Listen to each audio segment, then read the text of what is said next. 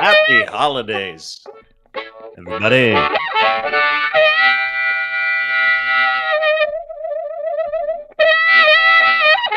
Ladies and gentlemen, I'm Dean Blundell. And I'm Charles Adler. Charles Adler. And welcome to the DualCast, where we take two podcasts and put them together, which really sounds like a lot of work. I love watching you laugh, Chuck. I love impersonating people who try to impersonate me. I'm a robot. I'm a wannabe. I'm an impersonator. I'm a guy who's looking for personality. Can't do it. Anyway.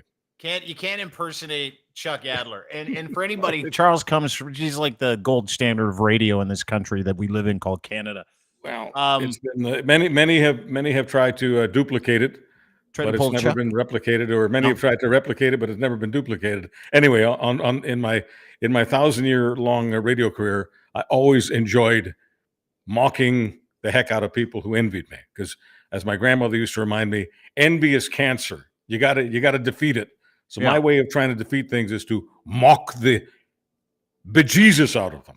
With your radio voice, see, you and I come from a time when you had to have pipes. Remember that? It's like pipe. And Chuck had, folks, if you don't know this beautiful gentleman in front of me on the screen, if you can watch this, Crier Media's YouTube channel, Dean Blundell Show YouTube channel, subscribe to his podcast, the Charles Adler Podcast. You can see it, you could hear it, you can hear the pipes, you can hear the velvety Mel Torme goodness in your voice. It's just beautiful. Do most people listening right now know who Mel Torme was? The Velvet Fog? Next time we get together, we like to do these joint appearances, joint podcasts at least once a week. And next time we do one, let's cue up a little bit of the Torme. And if you want to do my favorite one, if I can make a request here. Sure. You can do I request Mel Torme's Autumn in Vermont. Autumn in Vermont is, in my opinion. Yeah. I mean, outside of some of the Broadway stuff he did, the musical stuff that was a lot lighter. He did a lot of those things. Yeah. But some people find that kind of stuff like way too hokey. But Autumn in Vermont doesn't have the hokum factor, and people hear what the guy they call the Velvet Fog sounds like. Actually, something happened to his voice. I don't know whether it was an accident or an operation or something, but something happened to his throat.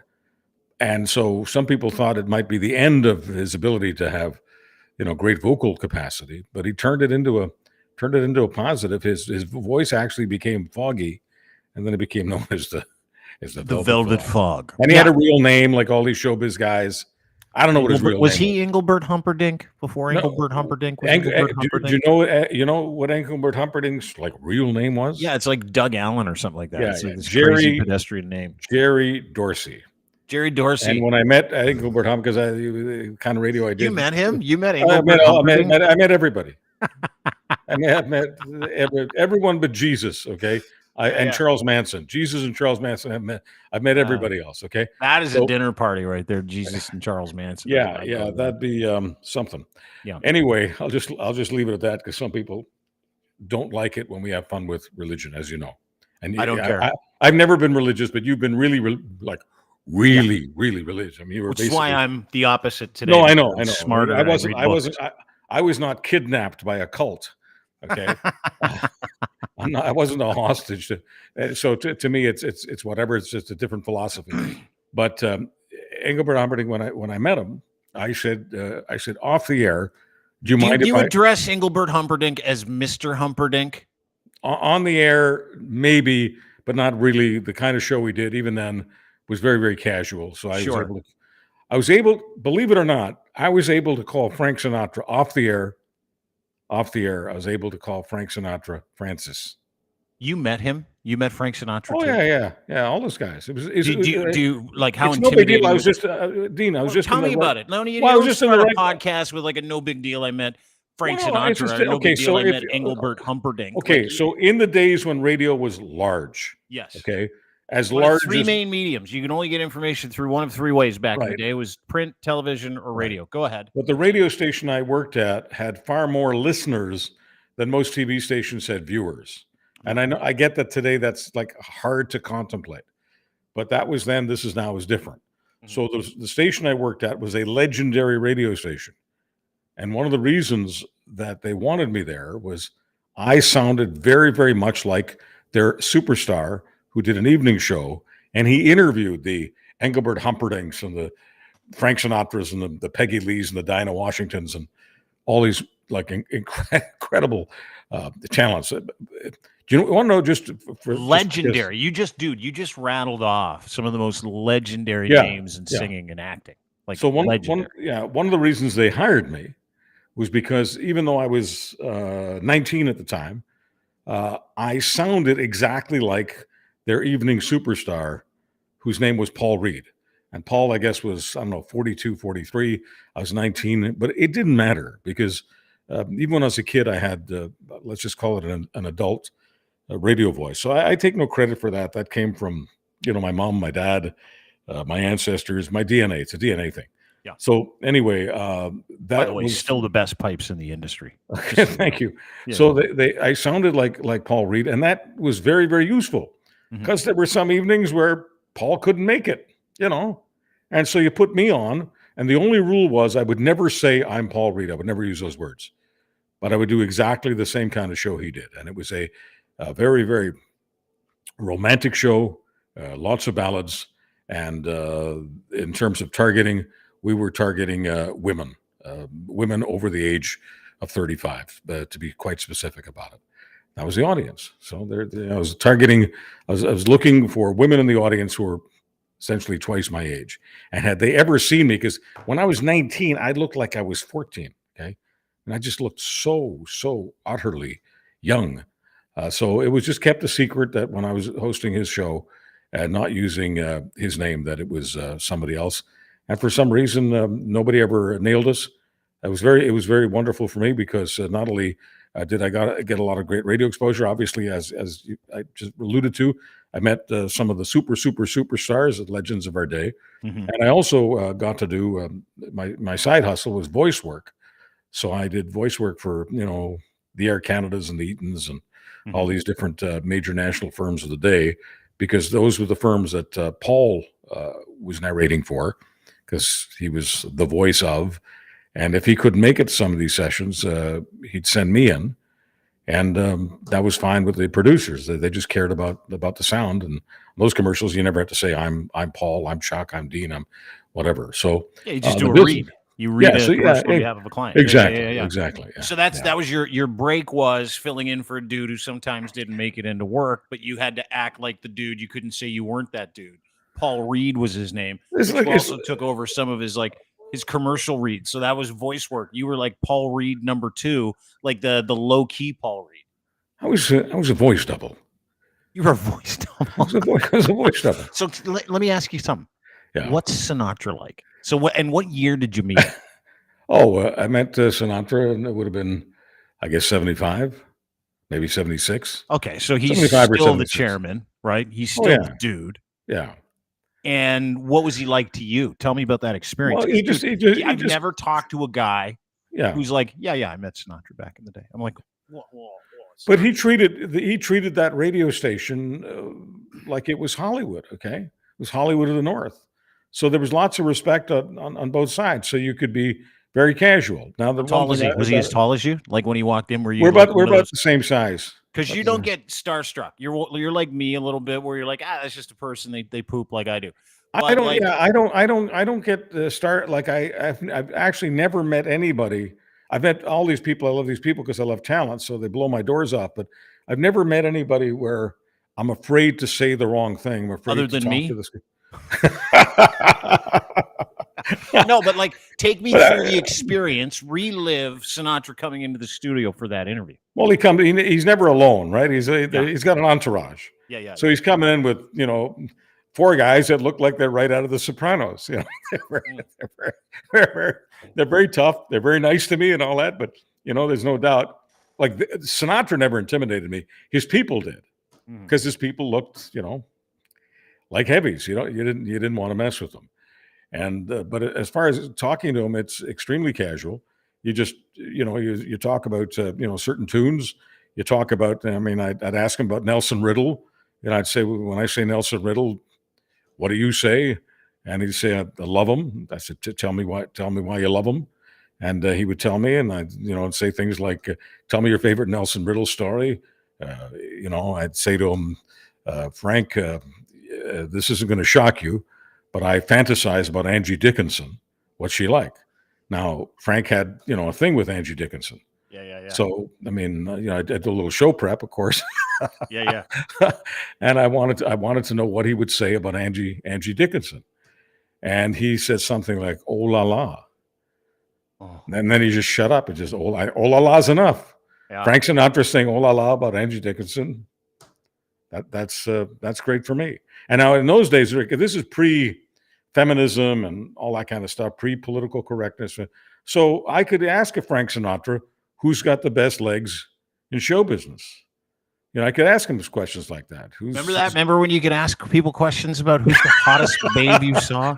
Tell me about the best set of legs you've ever seen, Frankie. And frankly, I don't know, having this conversation now in 2023, people can, make their own judgments. But all I would have to say to people who are making, casting aspersions, making negative judgments, all I'm doing is being honest with you. Anybody who comes from my era, and I got into radio in the 70s, so literally half a century ago, anybody that was doing show business half a century ago and would have had any problem with what I'm talking about, they just wouldn't have been in the business. They wouldn't have existed. So I'm really no different, no better, no worse than the rest. I come from a certain culture. So when I'm watching, certain TV shows from that culture, and right now, I'm trying to think of the one that was around years ago, and these were Mad Men. They were ad men, and they were called Mad Men. And I'm trying to think of how long it took me watching that show to plug right in to their era. And I think it may have taken 3 seconds, 4 seconds. I was instantly grabbed by that show. I don't know whether I would have been grabbed by it had I not lived in exactly the same era, how they treated, the women at the office, how they treated booze and everything else. It was everybody drank, even in the late 90s, early 2000s. I remember going into my boss's office at the time, and he had a decanter with whiskey on a table in the background. And we always had, 4 o'clock, you'd knock off, you'd have a couple cocktails if you were around at 4 o'clock. That does not happen anymore. But to your point, well, we had, I'll tell you this, Frank Sinatra and I don't think we ever did a show dry. The only person I can remember where we weren't drinking during the show, during the interview, was Pat Boone. Oh, because he loves Jesus and he's dry. He almost drank himself. You know what? It's hard for me to make fun of Pat Boone because with him, let's just call it the Jesus stuff. Yeah. With him, it's completely genuine. Yeah, He was never doing that to make dough. As a matter of fact, I asked him, that was one of the questions I asked Pat Boone. I said, would you make a lot more money if it weren't for and I think I called it your attachment to, your marriage to, your connection with Jesus Christ, something like that. If you weren't a devout Christian, would you be making a lot more money? And he said, absolutely. Now, today that might be a different story, but back then it wasn't. It was not going in his favor to be as devout as he was. There were a lot of roles that he turned down, a lot of tunes that he wouldn't sing. Yeah. So he was very sincere, but the thing I most remember about Pat Boone was he was this far off the microphone, and he sounded like he was this close. Really? He had an oak barrel chest. Yeah. He had the most gifted and the cleanest. You knew whether he told you about his faith or not, and he wasn't ever preaching. If you asked him about it, he'd tell you otherwise. He wasn't evangelizing. Does everyone understand the word evangelizing? I do implicitly. It means he wasn't trying to convert people. No, he wasn't evangelizing. He wasn't proselytizing. He wasn't trying to ask. He wasn't getting me to come to Jesus. He wasn't one of those guys. Yeah. But Pat Boone, you could tell just in the clarity of his pipes that he never drank. He never smoked. He was as pure as they get, and it was impossible for me not to love Pat Boone. So I did. But I fell in love with talent. Period. Mm-hmm. And it didn't matter whether it was male, female, young, old. There's something about talent that attracts me.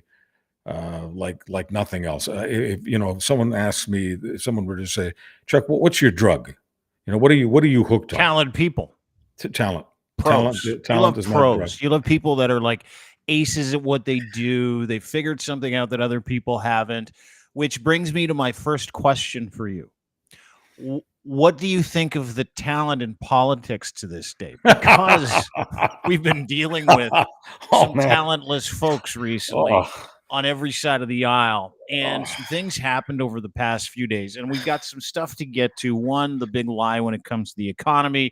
I want to talk about Hamas because they decided some of their friends would interfere in Christmas celebrations in malls. By the way, do you think someone on city council in Toronto is going to try to rename the Eaton Center the Hamas Center? Probably. You think that'll happen? I think that's acceptable. Probably. Okay. That's I we're very left leaning. Whatever you want to call it, political correctness, wokeness, whatever. Some people bend over so backwards that I'd be surprised. A bunch of terrorists. I'd be surprised if someone wasn't right now and saying, you know what?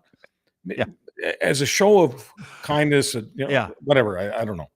Well, we don't. I hope I'm wrong, but I just don't know. I don't think you are. I think that there's, and we'll get to it. We'll get to the tension that lives in trying not to offend a group of terrorists, which I'm not. But if they took a poll in downtown Toronto, no point in going all the way to Etobicoke, right? It's just downtown Toronto. They took a poll right now. Yeah. And the question was, do you think we should rename the Eaton Center the Hamas Center? How well do you think that question would fly? I would say 20% of the people would say it's a great idea in this country. Yeah, and specifically in this area of the country because we're brain dead, dude. Like there's a legitimate criticism of the open and inclusive left, of the people that are like that just don't understand the spoils of war, that don't, and they all live here. Like every single one of them. You've lived here. You know what it's like. This is what you have to do or else you're an asshole. Like I put out a tweet, let's just deal with the Hamas thing, because there are a whole bunch of people that are ripping through the malls this weekend in Toronto. And if you've seen some of the videos, and it's called Christmas. It's the Christmas holiday, for Christ's sake. Yeah, it's of course Christmas. They're ripping through the malls. You got people trying to enjoy themselves. You've got a couple of different videos I'd like to play for you today. You got families trying to shop. And we all know on October the 7th that Hamas, which is the governing body in Palestine, that's the government, sent thousands of fucking degenerates into Israel to literally commit terrorist acts and beheadings and murders. But what people have to know is, we can go over the laundry list of the acts. I don't want to do that. Sure. I just want people to understand that Hamas really does believe in suicide bombings, okay? They don't call them that, but they do believe in people martyring themselves for their God, okay? So that too is genuine. It ain't pretty like Pat Boone, but it's genuine, okay? Yeah. So for them to know, and they would know, that of course Israel is going to respond more vigorously, more frighteningly than ever before, okay? Sure. They know that, okay? So, and they're okay with that. Just like they were okay with losing most of the suicide bombers or the terrorists that they sent across into Israel. They asked them to stay for longer and longer and longer. They wanted them to be confronted with the IDF, with the Israelis, and they eventually were. And most of them were terminated, okay? Most of them were terminated. You don't hear about thousands of prisoners from that day, because most of them were terminated, neutralized, whatever you want to call it. They're gone. Mm-hmm. And they were under orders to stay until they would be gone, until they were, quote, martyred. Mm-hmm. The larger point here is they knew fully well that Israel would respond vigorously. They knew they would lose thousands, perhaps tens of thousands, who knows how many, perhaps 100,000, whatever. The number doesn't matter to them, because the fact that their own people, in this case, the people living in Gaza, the civilians, don't matter to them. If they die, they're all martyrs. I hate to, take a Christian phrase and install it here, but I have to, especially this time of year. As far as Hamas is concerned, the more Palestinians die, the merrier. And as crazy as that may seem to people, it is not crazy to Hamas. No, it's not. And they're the governing party of that area of the world. They have been for 12 years. The governing party without any feeling of responsibility to feed, to Zero. clothe, to maybe build the odd bomb shelter. None of that, because their attitude is that's the job of the United Nations. Mm-hmm. Not only is it the job of the United Nations, we don't really care if any of those people die anyway, because we'll just take pictures and videos and we'll make them look bad, when the whole goal is, for anybody in that government, the entire goal is how can we kill Jews? That's number one, and then everything else comes after. Even when they were killing the Jews, whether they were slitting throats, shooting, throwing them into fires, whatever it was, whatever their plan of homicide was, no matter how grisly it was, and why do we know about all this? Because they took video, because they're proud of it. They never talked about Palestine when they were doing what they were doing, when they were slitting and shooting and all the rest of it. It was just the phrase, the Allahu Akbar phrase. Mm-hmm. So from their perspective, their God wants to murder, wants to annihilate the Jews, and that's what they were doing over there. And they would happily do it in Toronto or anywhere else they could. And some people don't want to understand that. They think these people are they've got some kind of... They're only about the innocent civilians. Yeah, faithfulness to the innocents, and they want to help the innocents and heal the innocents, and that's all baloney, because billions of dollars, not millions, billions of dollars that have flowed over the years into Gaza, most of it has been spent on building weapons to try to attack Israel, so that Israel could then attack their people and create martyrs. So I don't know where to go with this. Oh, you nailed it. I nailed it. And here's what I never understand, Dean. I never understand this. There's nothing that I've said that isn't known by many thousands of people who do what we do in this country. The timidity, the cowardice of saying the loud part loudly. Trying to educate people. You get in trouble for it, dude. Like, listen, I'm gonna play a video here, right? And I'll tell you what happened after I posted this video. After you posted this video, you see the replies. Yeah. You have Hamas sympathizers rolling through malls in Toronto at Christmas time, literally on purpose, interrupting kids getting pictures with Santa. And here you go. There you go. They're doing the whole, let's go in there with a free Palestine flag. Kids with there's one kid crying, another kid with elf ears on. They're just trying to get pictures taken with Santa. I believe this is in the Eaton Center. This is in Toronto. Eaton Center was bombed, targeted by these very well organized groups that are funded somehow. This is not just grassroots. These aren't just people who are tired of what they call genocide started by, which is really what they're tired of, is the response of a war started by their country. And so they want everything to end and stop. And in their infinite wisdom, they think they're going to drum up support by going into malls and literally scaring the shit out of children. It doesn't stop there. And I want your impression on both of these stories and both of these videos when I'm done. This one was worse. This is also at the Eaton Center. This came with guys in ski masks wearing the traditional headscarves that Hamas has used. You can say they're Palestinian. You can say whatever they want. But these are the people that talk about resisting Israeli colonialism. These are the people that stood up and probably cheered. These are people that are now walking around malls. This is once again the Eaton Center, and I want you to listen very carefully, threatening to put people 6 feet underground who have an issue with, a few dozen people with flags running into the mall, praying, telling people that their God is going to take out, all of their people, and Israelis and Jews are genocidal maniacs. Like, these are all things that were yelled at people. But I want you to pay special attention to this one. This is middle of the day yesterday.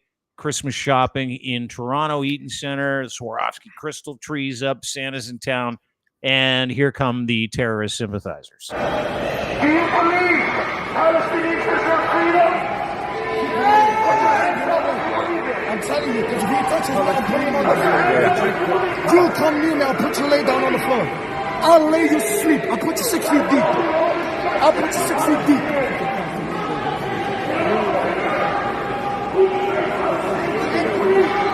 The couple put him 6 feet up. Yeah. That is what we want to do with Palestine, and we're going to be on our way to the front. Chinese shit. He's a pussy, bro. Leave him. Oh, bitches. You guys up here, we looking at. If you're really a puppet, go ahead. There you go. We don't need to watch any more of that. What we need to do is talk about that. That is Christmas season. That is in Canada. We have a Charter of Rights and Freedoms, which every person is, as an immigrant to this country, I take very seriously. So I don't do shit like that. I don't do shit like that on purpose. I don't like protests. Let me just preface everything with what I'm saying. I hate all protests equally. I don't care what they're about. If you're going to hurt another human being that has nothing to do with any of this, that has something to do with something that's happening 10,000 kilometers away, if you're going to do that, if you're going to hurt people, if you're going to threaten people, and this is all we see. This is all we see from almost every protest that happens, whether it's the Freedom Convoy, which I like to refer to as the Flu Trucks Klan, or whether it's this. I don't care about the color of your skin. I don't care where you're from. I don't care. What I care about is the fabric of Canadiana getting ripped apart and the fact that we're not doing anything about it. And I'm not talking about white people. I'm not talking about the way that we do democracy, because it is legitimately in our Charter of Rights and Freedoms that those freedoms to protest, those freedoms to be disruptive, stop when they impinge on my freedom to go about and enjoy my day. And listen, you can sit there. Anybody can sit there, Charles, and I want your thoughts on this. Anybody can sit there and tell me that I should have a problem with genocide, and I do. What is going on is a response to a war that was started by terrorists. So if you're going to sit there and tell me that I'm wrong or I don't have any sympathy when that stuff bothers me, which it bothers me no matter where it is or why it happens. It bothers me because we've got people that are trying to go about their business. With Canadians that are trying to live their lives, and we're given a promise no matter where they're from. If you were born here, if you came here like I did, like you did, if you came here, you were promised a peaceful existence, and you were promised freedoms that stop and start at the end of your nose. And that is not happening here, Charles. Not happening. So non-white people do democracy the same way white people do democracy. It's not a white, brown, anything thing. Naheed Nenshi, the former mayor of Calgary, is one of my favorite practitioners of democracy. And it is not about the color of skin. I could go down the line, but I don't need to do any more to make the point, whether it's the Prime Minister of Great Britain or people all around the world who are non-white, who are practicing democracy. Martin Luther King believed in democracy, and Martin Luther King wasn't a white guy either. So let's get past the color barrier with that, and then go to something else. My father, and everything we talk about, Dean, it doesn't matter what the format is, what the platform is. We both believe in the same thing. If you can't make it personal, you're really not doing your job. All of these issues affect us personally in a number of ways. So I came from a different country. I came from Hungary, which is a little country in Central Europe, right next door to Ukraine and Poland and Slovakia and some other countries. I think Hungary is bordered by 6 or 7 countries. Austria, I think I've named enough to let people know exactly where Hungary is on the map. So that's the little country I came from. And it was dominated by communism, by authoritarianism. Earlier, it had been dominated by fascism. And that's just the way things were in Hungary. Went from worse to bad to worse. It was bad news. And my parents were able to get me out of there. My father threw me in the backpack, put me on his back, and my mother was a scout, and we ran for it. And fortunately, we got the hell out of that communist hellhole, and we became refugees in Canada.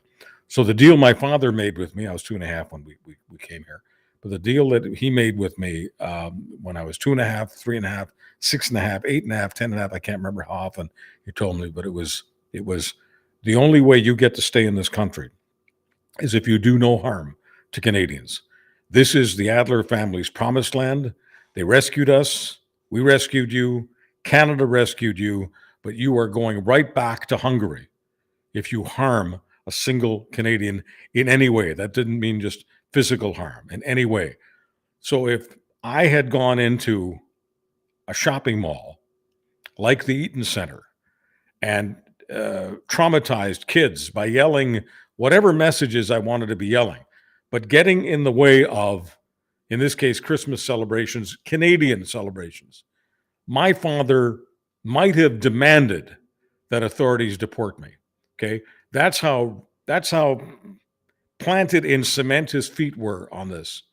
He was really serious. And my father was not alone.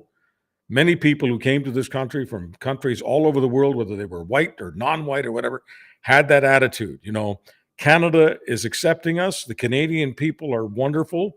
They're giving us freedom. They're giving us refuge. We do not pay them back with anything but gratitude. And so that's why I've said often that my entire career for more than 50 years has been a thank you card to Canada. And that's what it is. And it's on behalf of Canada, whether I'm tweeting or talking to my best friend, Dean Blundell, that I say, we are not just a community of shopping centers. We're a real country. And when people come into the Eaton Center and do something like this, at least one arrest has to be made. And I'm just not asking for much, at least one arrest. And that's of the person who threatened a Canadian. It may have been a police officer. It may have been a civilian. It doesn't matter to me. Threatened someone, telling them that he was willing to put them 6 feet under. That is called uttering a threat. Uttering a threat isn't inappropriate. It is criminal. And I don't care about the color of your skin, your religion, or your cause. Criminal is criminal. In a liberal democracy, the only way we can retain the democracy, because a democracy offers far more freedom than authoritarian regimes like the one I was born in. The only way a democracy can stay out of chaos, out of anarchy, out of constant violence and fear and terror is to apply the rule of law, which should have been done. And am I upset with Toronto police for not making an arrest? Damn right I am. Yeah, you should be. But have we not tested the limits of the rule of law solidly for the past 3 years? Like, you know, I can't help but think that if, you know, not only, and you're 100% right, the douchebag in the ski mask, and I go back to this all the time. I don't care where you're from, don't care about the color of your skin. I preached it for 3 weeks in Ottawa. I preach it now, is that when you see people continually thumbing their nose at the rule of law and getting away with it, it breathes this environment, this new life into this environment of like, we can come and go as we please. We can do whatever we want. We can take a dump in the streets of Ottawa for 3 solid weeks and they're not going to do anything. I happen to think, though, that if, you know, the roles were reversed and the people that were protesting, the pro-Hamas supporters, took over Ottawa for 3 weeks, they wouldn't have been there for 3 weeks, right? I think we got a couple of double standards, but I also think for the past, I don't know how long, and I want your thoughts on this, for the past 3 years, we've been allowing people to threaten politicians. We've been, like, their lives. We've been allowing people to take over cities. We've been allowing people to shut down borders, and nothing ever happens, Chuck. Nothing. Well, nothing ever happens. And we sit here and we wonder why some people in Canada are okay with Donald Trump. And we fail sometimes to understand, wait a minute, we're constantly ticked off that people are being pushed around, traumatized, terrorized, their businesses are interrupted, their lives are interrupted, and their life as Canadians is interrupted. And we sometimes wonder, wait a minute, you know, could this happen in another country? Well, there are things that are happening in the United States right now where you've got thousands upon thousands of migrants trying to get into the States every single day. Mm-hmm. And this isn't about yours truly being anti-immigrant or anti-anybody. But I can totally understand why Americans, whether they're called Democrats or Republicans or independents, are upset about what's happening on the border situation. And there's only one guy who is really, one politician, who's really taking advantage of the situation. Is he going too far with his rhetoric? Yes, of course he's going too far with his rhetoric. But the reason many people are supporting him isn't because they love his rhetoric. It's because they feel that if he were the president, he would end the problem. Yeah. Would he end the problem? I don't know. I can't tell you that he would. That problem existed when he was president. The problem is now worse. Would he do more? Would he be more aggressive about keeping people off that border or keeping people from coming into the country or getting people out of the country if they're in the country and all of that? Well, of course he would be. I mean, that's not even debatable.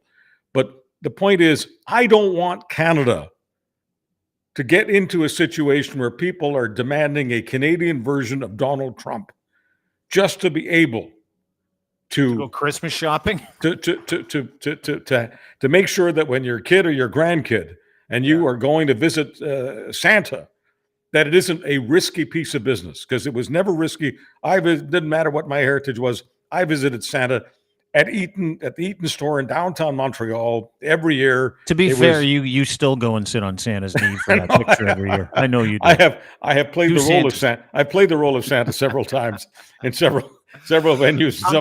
Sometimes I did it for charity, and that's a whole other story, probably for a different show. But the point is, that tradition, whether it's going to, the parade, usually sponsored by Eaton's, so whether it's the Eaton's, Santa Claus parade or visiting Santa, was never seen in this country, this beautiful country, the ground of which my father has kissed several times, and I've done it a few times myself when I'm coming back from overseas, and I just kind of do it.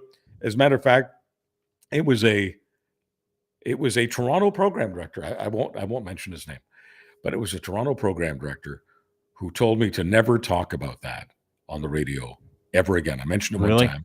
I never meant, and I said, I know who he is. But we're not going to mention his name.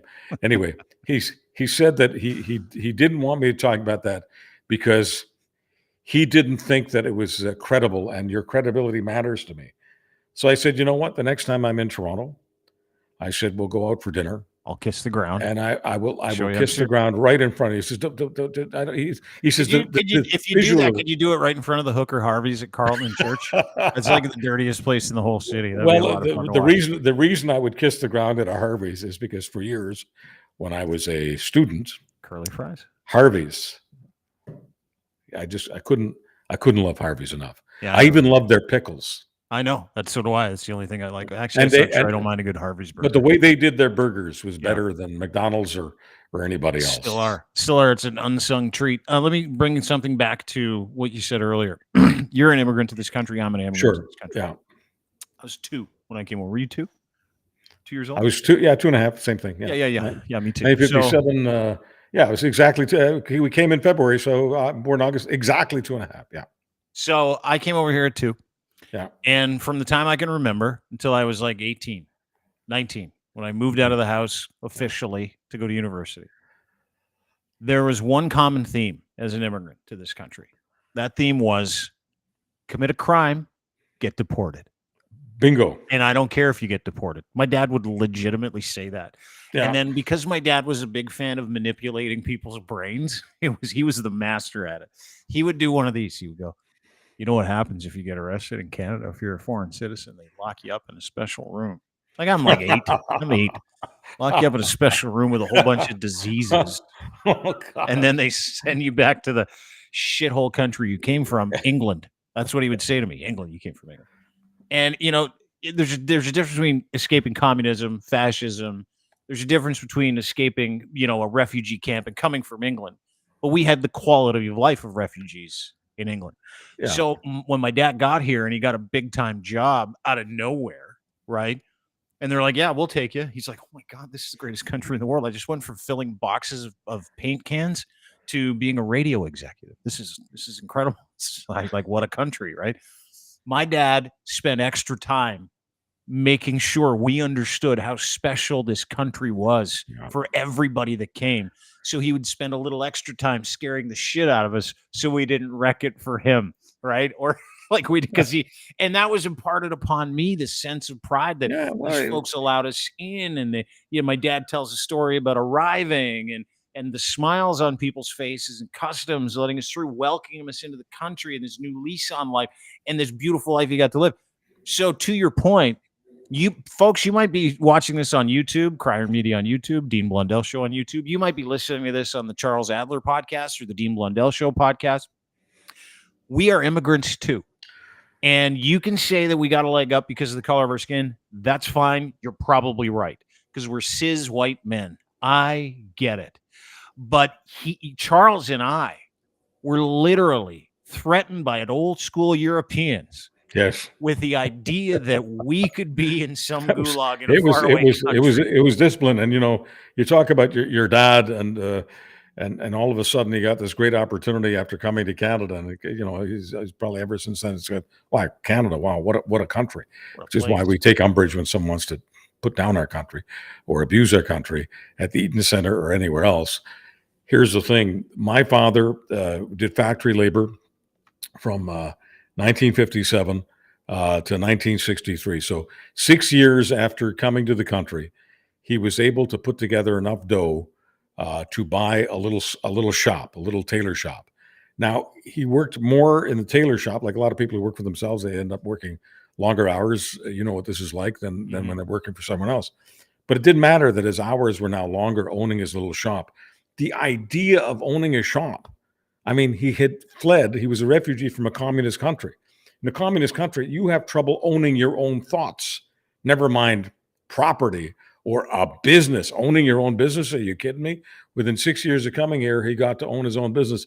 And in that business, of course, that's where I was raised, because I'd be doing all these chores for him, doing you whatever. You were I could. Steaming pants at the tender age of 5, weren't you? Yeah, I was. Not 5, but 8. Okay, so I started working pretty young. And loading coal into the boiler, and delivering clothes on my bicycle or on foot, and then doing all kinds of. Can I ask you, did you wrap them in the paper with the little string and the bow, like old school, and you put them on your bike and you'd pedal them over to someone's house? Yeah, all that kind of stuff. Yeah. Here's your shirt, Mr. and Mrs. McGillicuddy. And they were, most of them were called names like Mrs. McGillicuddy, because it's the old Montreal, and all of these people most of these people were from exactly the same country that you came from. They were from England, Scotland, Ireland, that part of the world. Anyway, the thing I figured out right from the beginning, ever since I was 8 years old, is that you would get tips, right, if you gave them extra service. So not only would I deliver pants, skirts, coats, whatever, to Mrs. McGillicuddy, okay, I would ask Mrs. McGillicuddy if there's anything else I could do for her. So it could be sweeping the walk. It could be, feeding the dog, at a time of day where she wouldn't be at home. It could be going to get some groceries for her. Like, I would turn myself into Mrs. McGillicuddy's manservant, anything you need, because she would compensate me for that. So I would turn, we call it upselling now. You go to a restaurant and they encourage you to buy a certain cocktail and buy a certain dessert and buy a certain this. And, as we call it upselling. Well, I was doing upselling when I was 8 years old. And so I loved it. One of the reasons it's always been difficult for me to envy the rich is the rich people who could, it was easier for them to afford tailoring, which is what my father did, altering their clothes, pulling them in, letting them out, cutting this and adding to that, trimming this and trimming that. The point is, all of that costs money. I'm not saying that it was really, really expensive, but it was the kind of money the average person didn't have money to do. So rich people, a lot of rich people were customers of my dad. Impossible for me to envy and hate the rich, because the rich put money in my pocket, and I was as poor as could be. I just sometimes think that my folks and I, we were so poor we didn't have a pot to piss in or a window to throw it out of. But, I love that saying. It's still one of my all-time favorites. Thankfully, we worked hard. But the larger point here is, it was impossible for us not to appreciate a country where we were allowed to have our own little shop. Sure. And by having a shop, we had independence, and everything about my attitude about everything was formed and framed in that shop. And I thank goodness that I was raised in the crucible of freedom. No one has to explain to me what freedom is. And no, I don't want to get into the whole vaccine thing, because it had nothing to do with that. If I had refused a polio vaccine, and that was something that, we had to do when I was very, very young. If I had wanted to refuse a polio vaccine because some charlatan had convinced me that it was a good idea to have my bodily autonomy or whatever, my father would have probably wanted to send me back to Hungary. Good thing you're a good listener. So one of the things that happens, and I've watched you stand up against it, you had a great tweet thread today about it. The disrespect and the lies told about this country by political institutions. And one of the ones that runs around, because it's a cudgel that conservatives in this case use. If conservatives were the government du jour, I'm sure liberals would do the same thing. But I call it the big economic lie, right? Is you and I talk a lot about off air. We talk a lot about the victim crew, the victim crowd, people who don't have the perspective that you and I have, or fair-minded Canadians that have the ability to reason or the intelligence quotient to be able to think critically. Every metric I've seen, Chuck, when it comes to our economy says it's roaring, right? It says inflation is in check. What is it? 3.1%, if I'm not mistaken. It could be wrong. It's in and around 3.1. The lowest out of every G7 nation. We're taking renewable resources and renewable energies to the next level. People are investing. Countries are investing in clean energy. The Stellantis plant down in Windsor. We're seeing a real robust economy in a country that has real great checks and balances, avoid a worldwide recession. And before we congratulate politicians for getting ahead of the economic curve, it is the one lie that is told to certain groups of people every year. It's like, oh, the economy sucks in this country. The economy sucks. You need to, Trudeau's response, it's the liberal, it's this, the economy sucks. The economy doesn't suck at all. But you have people out there going, yeah, it does, that don't know what goes into any kind of austerity measure or what an economy is or GDP. Like, you have people literally running around with a fire hose screaming, the economy's on fire, when it isn't. And it is amazing the traction that you got in your last tweet trying to explain that to people. Is this the big lie that Canadians are facing today? Well, It's one of them. It's easy to promulgate the big lie because our economy at the moment is a little softer than it was a couple of years ago. I'm not going to get into all this stuff about post-pandemic and how it's been the case in many countries and et cetera. I mean, I don't want to do that. The point is that even though the economy at the moment is taking a breath, and part of that is the high interest rates, and the high interest rates have been imposed so that the economy would slow down. The Bank of Canada wanted to slow the economy down because the Bank of Canada wanted to tame inflation. So inflation, which was at 5 and 6 and 7%, is now at about 3%, as Dean just said, 3.1%. And it'll go to 2.5%. Mm-hmm. And when it gets to very close to 2.5%, which it will in the next few months, the Bank of Canada will lower rates. They'll probably lower rates twice next year. So the year will start off a little soft, and around the middle of the year, the autumn of next year, autumn in Vermont, Mel Torme. By autumn of next year, things should be relatively hunky-dory again. But even putting all of that aside, in inflation and everything you hear about the different problems with the economy, our economy is still the 11th largest in the world. And we only have 40 million people. Think about that, folks. Think about all the countries in the world that have way more than 40 million people. We only have 40 million people. We have a little over 20 million people in the workforce. And in most communities, people who want work, they might not find the jobs that they want. But if people want to work, they can work. That's how low the unemployment rate is. It's 5% nationally. The deal is that while the economy is not as strong as it was a couple of years ago, and certainly not as strong as it will be a couple of years from now, we are still one of the most powerful countries, most powerful economies in the world. And to pretend, and here's where I end up coming down, to pretend that Canadians cannot find happiness. I feel horrible for people in food banks who have to go to food banks. I feel horrible for people who are homeless. I feel horrible for people who are addicted. I feel horrible for people who are suffering from terrible diseases. I have spent decades talking to people who are struggling. I relate to struggling because it's hard for me to take myself out of what it was like when I was a child. I understand struggle, but I also understand that my father ordered me, commanded me to tell the truth. I am not going to say that in this wonderful promised land called Canada, people cannot attain a middle-class lifestyle and that people cannot attain a measure of happiness. I'm not going to say that because that would be a big lie. And there are people who hustle clicks on social media and they hustle politics who want people to believe that it's over for Canada and that the only way Canada can come back is if you vote for the right political party. I think of that as sleazy. I think of that as morally reprehensible. I think of that as disgusting. Taking advantage of people who are struggling, or taking advantage of people who are afraid that they will join the strugglers, and saying to them that currently the people in power want you to struggle, they want you to suffer, they want to deprive you of your happiness, and unless somebody else gets into power, it's all over for you and your family. I loathe that message, and I refuse to spread that kind of evangel. That's snake oil. Who's spreading that right now? In Well, a nuclear that's capacity. the Conservative Party position. Yeah. The Conservatives want people to be as depressed as possible, as despondent as possible, as hopeless as possible, and as angry as possible. And I give them credit for this. They sure know how to get it done. They sure know how to get millions of people to believe that Canada's over. Canada ain't over.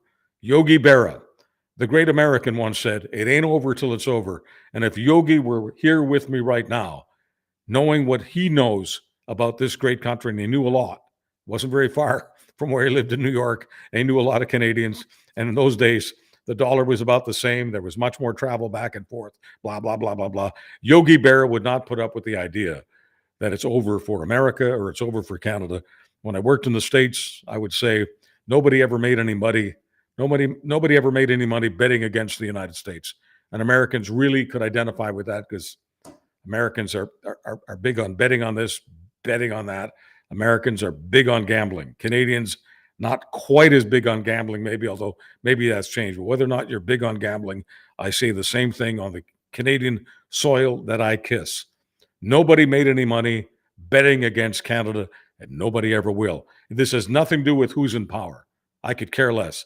Whether Conservatives are in power, Liberals, NDP, whatever, the country is much larger than political parties, political memberships, and political horse crap, okay? The country is much bigger than that, always has been, always will be. This is an incredible country. This isn't just the Adler family promised land. It's the Blundell family promised land, and the McGillicuddy promised land, and the Singh promised land, and the promised land for the Nenshis, and a lot of people, millions upon millions of people. And I simply ask people, do not cave to the cave dwellers. Are things tougher now in many respects? Tougher than they were a couple of years ago? They sure are. And in a couple of years, they'll be a lot better. But we are still doing better than most countries in the world. And there is no reason to believe that there is something so fundamentally flawed in this country, that we've got some kind of terminal cancer, that it's all over unless Saint Polyev gets into power. That's baloney. And by the way, Dean, I just want to say this. Yeah. He could get into power without doing any of that crap. I mean, why does he do it then? Why does he do it? He does it because he loves doing it. Because he's a dick. That's what he's been doing for years. Yeah. Okay. That's who he is. He's always been that guy. For the last 20 years, he's been given the life that he has. He's been handed a job working for the prime minister. He was told where he was going to run and who he was going to represent. And dude, it is the same person in that party, whether it's Pierre Poilievre or the minister of whatever the fuck she says she's the minister of from Peterborough, Kawartha, Michelle Ferrari. She'd be a critic. I don't think she'd be a minister. Well, yeah, sorry. I mean, so who knows? She may be a minister of justice. No, she's a minister of tampons and how much she hates them. She put out a video this week, to your point of like snake oil salesman. Like, let's see how mad we can make a certain culture of people who do not understand how life works. And I would venture a guess to say, we mentioned it earlier, we're not sending our best and our brightest. I'm going to play you this video. Michelle Ferrari is getting legitimately cannibalized over the next, and has been for the past several days. And the reason why is because she decided in her infinite wisdom, it would be a really good idea to be a voyeur. It would be a really good idea to take her camera and an aide, go into the men's bathroom in the House of Commons and mock the idea, a pilot program the government put together of making sure there were free feminine hygiene products in every bathroom, just in case a trans man walks in and needed to use the product. I mean, let's be clear here. Needed one, and they were in the bathroom. Yeah. But this is a pilot project, and we'll play the video in just a second. I want to be clear about this trans man crap, okay? Because in talking about this, you talk about me. I get all these people on social media asking me, do I believe that a man has periods? Okay, because that's how imbecilic some of this crowd is. No, a biological man does not have periods, and I'm embarrassed as hell. Okay, that I have to tell any fellow Canadian that a woman who has transitioned to becoming a man, but is in transition, can have periods, and that's what the tampons are about. And I don't know whether Michelle Ferrari even understands that. I can't imagine how she couldn't. Guaranteed she doesn't. Well, okay, then she's got other problems. Hey, but anyway, I just wanted to back that up because I don't want people to think that don't Dean and Chuck understand that guys don't have periods. Yeah, we do. Yeah, we do, guys. We do. Yeah, I get it. But there are exceptions to the rule, and so inclusivity is a deal. Here, let's watch this woman commit a crime on hallowed ground. And I'm standing in the hall of my Confederation building on Parliament Hill. This is my Ottawa office, so you can see right here. So this is a federally regulated space. I'm a federally regulated employee. Now, I'm going to take you on a little tour today, and I'm going to show you something that I think is going to astound you. When we talk about wasteful spending and a cost of living crisis that is created because of wasteful spending, I'm going to tell you something. The average income of a Canadian is around $65,000. That's according to online sources that we have sourced. The average... Hey, did you check that? That's according to online sources that we've sourced, Chuck. That's so you know. That's the kind of economic genius we're dealing with here. Online sources that we sourced. We continue this drivel. Of a federally regulated employee is $70,000. Now, period poverty is a very real thing. And we have the highest food bank usage in history, meaning people who can't afford food also can't afford period products. So you... Nothing like talking about the food bank and period products. I continue. See often period products in food banks, which makes total sense. But what if I told you the Liberal NDP government is mandating that period products be available in all federally regulated workspaces? So for people who have an average income of $70,000, they are going to have access to period products. Shouldn't that be going to people who can't afford them? Dylan is from my office. Dylan, we're going to go into the men's bathroom here in a federally regulated building. You're going to... Which, by the way, is 100% illegal. Give a little check for me, make sure there's no one in there. Hello? No, we're good. Okay, we're good. Come on in. So this is the men's bathroom. And I want to show you what has been put in the bathrooms. That is period products for federally regulated employees. I can't stress enough to you how out of touch this is. She's 100% right about that. And I don't need to subject any more people to that stupidity. So we'll end it a good 20 seconds early. I cannot stress enough how stupid that is. And I think we're coming at it from different perspectives. Where a woman who prior to this was one of those mom bloggers who would do like videos in the bathtub, like this one. There you go. Oh, you should be grateful. This, you know what I say? Have a little cry, go to bed, get up and start over tomorrow. Or ones like this where she's drinking wine, telling people to F off. A lot of you. That sounds funny because I have like 4 people on my supporters group, which I fucking love you. I don't know what I'm going to do for you yet, but I'm going to do something because I'm like, time of COVID-19 and these 4 fucking people decide to spend $6.95 American on you a month, Michelle. Like, thank you. Have I? So that's what she did before. She ascended to becoming an MP, somehow anointed herself with a brain, and decided it'd be a good idea to do something illegal, make a voyeur video, go into a bathroom, and completely disregard the entire reason for feminine hygiene products being mandated to be in men's and women's bathrooms in the Confederation building, which is a government-regulated building, which is a pilot project that, you know, if you know anything about, and I've been married before, if you know anything about this subject, more hygiene products, feminine hygiene products readily available is good for everybody. It's good for men. It's good for women. It's good for inclusiveness. It's good for hygiene. It's just good for everybody. And so she completely ignores all of that, all the reasoning, and decides it's wasteful spending while her entire forehead isn't moving because she has government-funded Botox. So explain to me how just to this be clear, works in your world. In Peterborough and some other parts of Canada, the Conservatives are dining out on parental rights issues and a whole lot of other issues with all kinds of different names, but all of it has to do with the paranoia of trans people. And so one of their favorite causes is the idea that these products, these tampons, are being put into male washrooms just in case somebody using the male washroom is a woman, a biological woman, transitioning to be a man. It's just that simple. Anyway, I'm supposed to fear these people.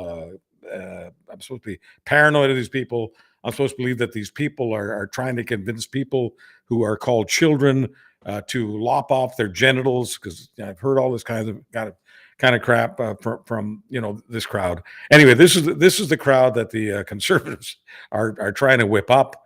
Some of this crowd belongs to the PPC, the Bernier's party, and the Conservatives want to make sure that everybody in Bernier's party feels comfortable with Poilievre's party. And this woman, who happens to be the MP from Peterborough, is playing to that particular crowd. So it has nothing to do with government spending, unfairness, the food bank, the poor. No. It's just another way to feed another biscuit to the people who are paranoid about trans people. Why are they paranoid? What is it that they are so afraid? Like, well, how does a tampon scare certain people so much?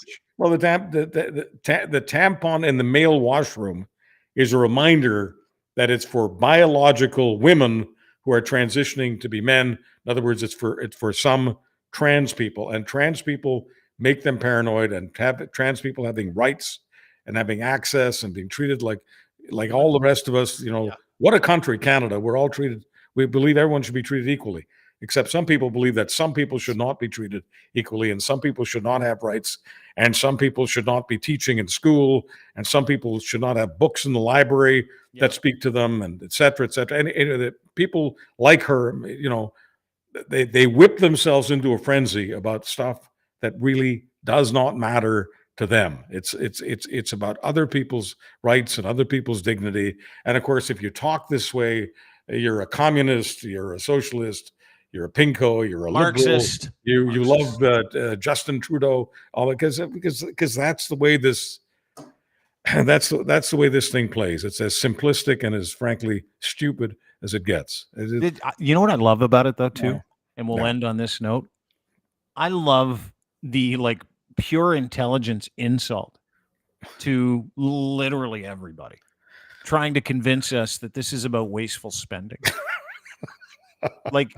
We know why you're doing that, Michelle. We know why you're doing that. It's because you're from Peterborough. You're poorly educated. You don't read. And the things you do read are all fluffy Danielle Steele things, right? That's all she does. She records little videos of her in the bathtub after a couple jugs of something and decides that she now has an important voice because somebody in the Conservative Party was like, she's a battering ram of idiocy. We could really use her in Peterborough, Kawartha. And so she now, because of that, she thinks she's ascended into knowledge. There are so many people out there that think they are. And for an average person like you or me, I'm just average. I have the ability to reason. I can use critical thought. I can think through things. I can see through the idea that she's trying to perpetrate. What she's really doing, to your point, is she's dog whistling to the crazies out there who literally think trans people are an aberration, some kind of genetic freak. They do believe that trans people are a threat to their children. I mean, I know this because they've told me this. Yeah. They DM me. Some of them have talked to me, and they really believe what they believe. A trans person. She is connecting to them because many other people aren't speaking to the issue the way she is, and she does it with passion. She does it with verve. She really is into it. She does believe in it. She in her mind, the government spending piece is probably a piece of it. That's not why she's doing it. But I think that people like this rehearse what they're doing. She's rehearsing it, then she's rehearsing it, and then she's rehearsing it, and then she's having it taped. And she really believes what she believes, and she connects with a crowd. She connects with a crowd in Peterborough. She connects with a crowd in various parts of Canada. I haven't looked at how many followers she has, but I'll bet you in recent days that where she's gotten much more comments from people who want to critique her, I'll bet you her followership has gone up exponentially. No, she's lost followers. And that thing, she actually deleted the video.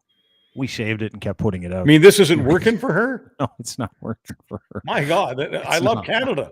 I tell Canadians every day how much I love them. And if Canadians aren't buying this swill, not at all. Not at all. And you know what? I'll tell you something. That's wonderful. To end this on a positive note, Charles Adler, the truth teller, the truth Wolverine, truth Santa.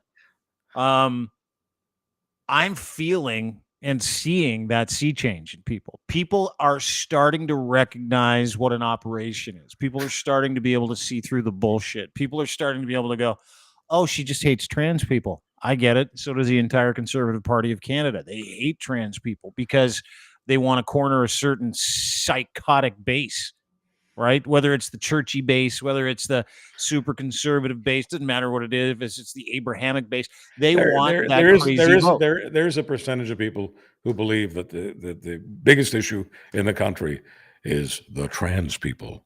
Right. They're so stupid. I love it. They're not really worried about the trans people in the male washroom.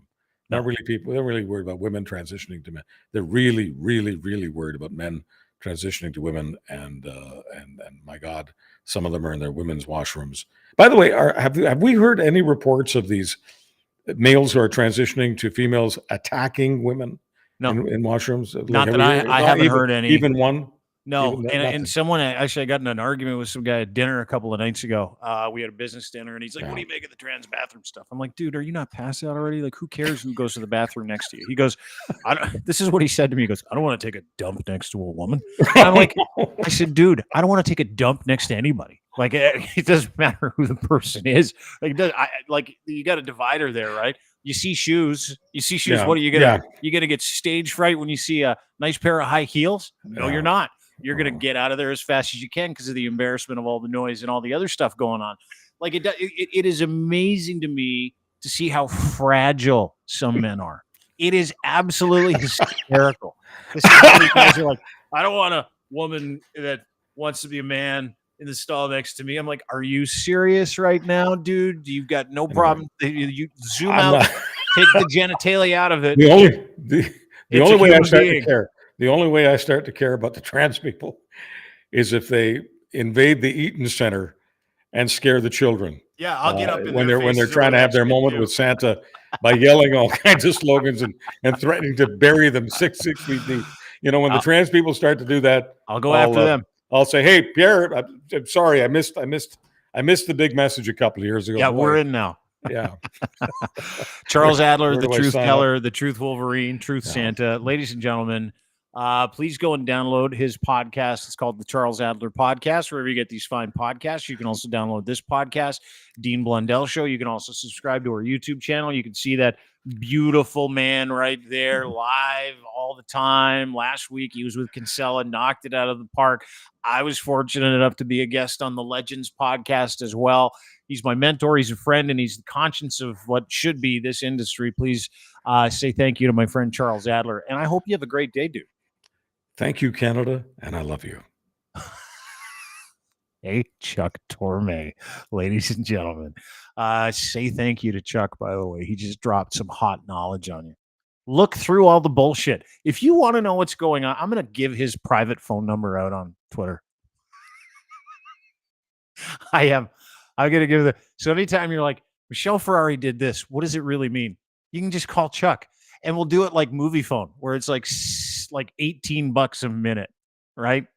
Where he's making big dough, and he can talk you through, oh yeah, she did that because she hates trans people. And you'd be like, okay, thanks. Here's my $18. That's what we're going to do. We're going to turn him into a Pez dispenser of comfort. Anyway, that's it for me. I'm out of here. Have a great day, everybody.